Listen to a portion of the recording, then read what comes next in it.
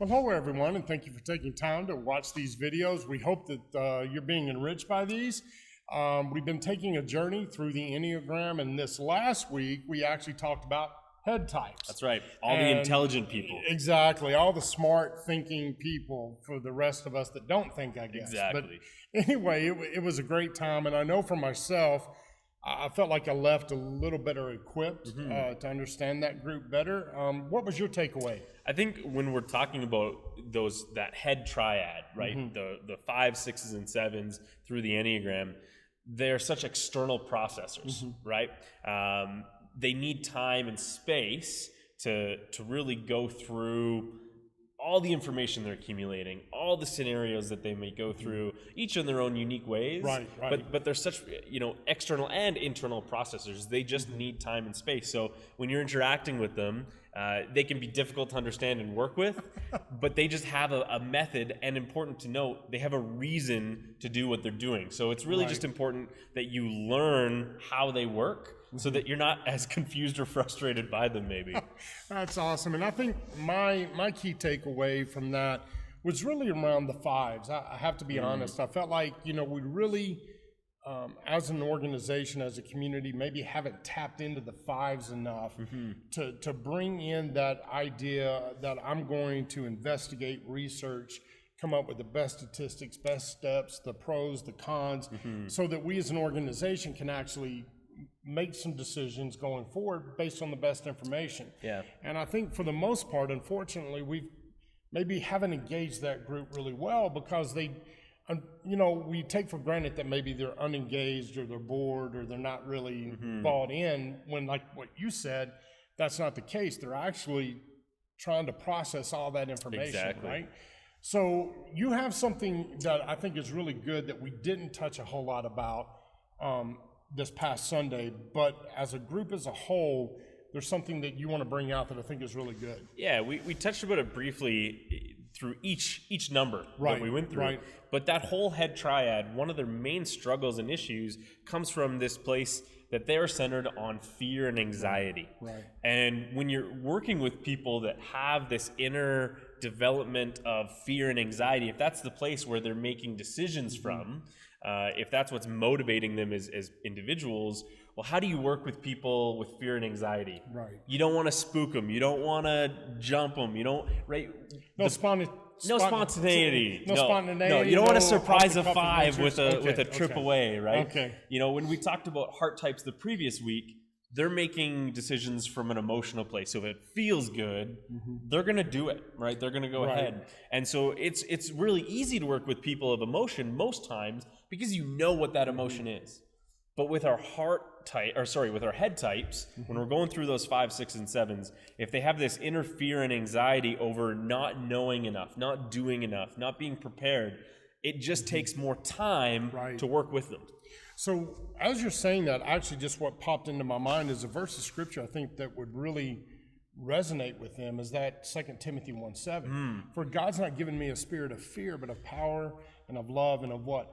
Sound mind or clear thinking. And so I think that verse may be for you guys this week. Just maybe spend some more time thinking about that.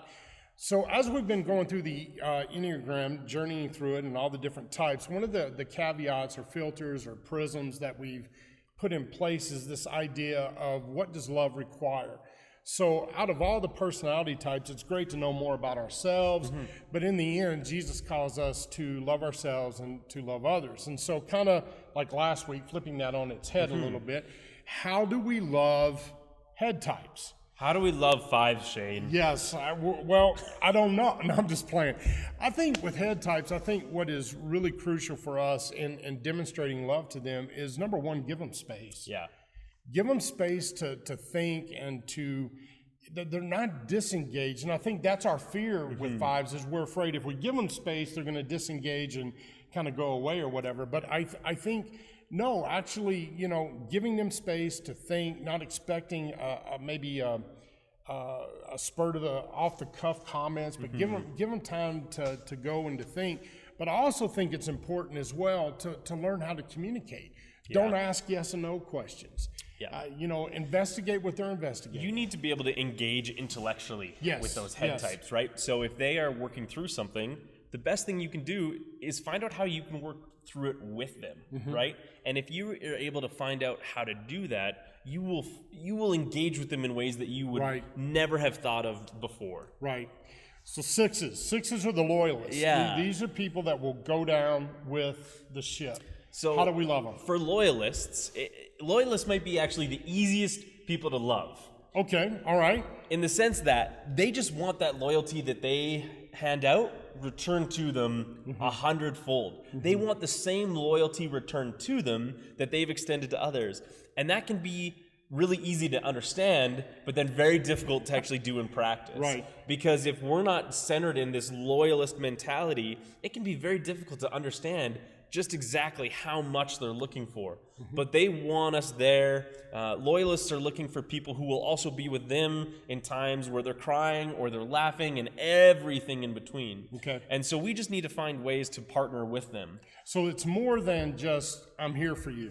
Or I'm Exactly. there for you. It's actually, you're talking actually now about presence. That's right. About being present with them through all of those things. All of us, or most of us, have moved one time in our life, right? And when we ask people to help us move, usually everyone says yes. And then the people that show up to help us move are the 2s and the 6s. Because the 2s just want to help, and the 6s don't really want to help, but they're loyal, so they're going to do it anyways. Okay, all right. And 6s, they're looking for everyone to be there with them, right? They're looking for that same loyalty to be returned, even if it's uncomfortable, even if it's difficult. Because believe it or not, it can be tough for 6s to be loyal, but they're going to do it. Right. And unfortunately, this is a group that gets easily burned, Yeah. I think, because they are so loyal that we just kind of maybe take it for granted. They can become very easily jaded as well, Yep, right? for sure. When they experience, when they experience difficult relationships or breakdowns. And so if we just find ways to continually be there for them, it can even be in small ways, so long as they're meaningful, right? And you're only going to find out what those meaningful ways are by developing relationship, finding out what they value, why they value it, all those types of things. Right. Well, I think that's really important. So loyalists, if you have those in your lives, be loyal to them the way that they're loyal to you. Exactly.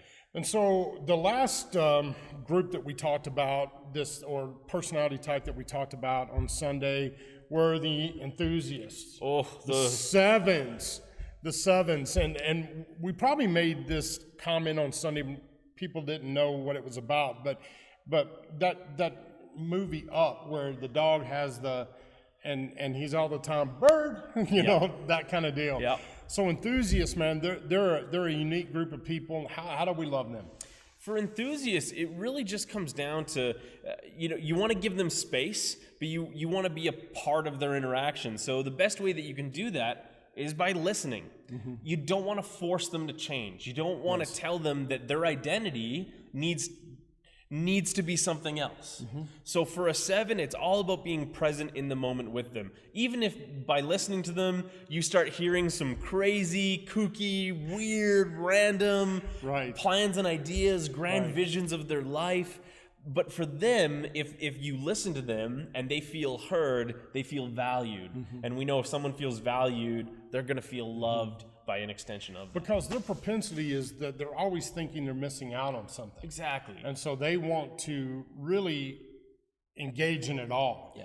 And so they always have these big ideas, right? And I think what's important to know is that Brendan and I both, our second highest category was 7s. And I know that for me personally, that idea about being changed or controlled, that's a huge aversion for me, man. Yeah.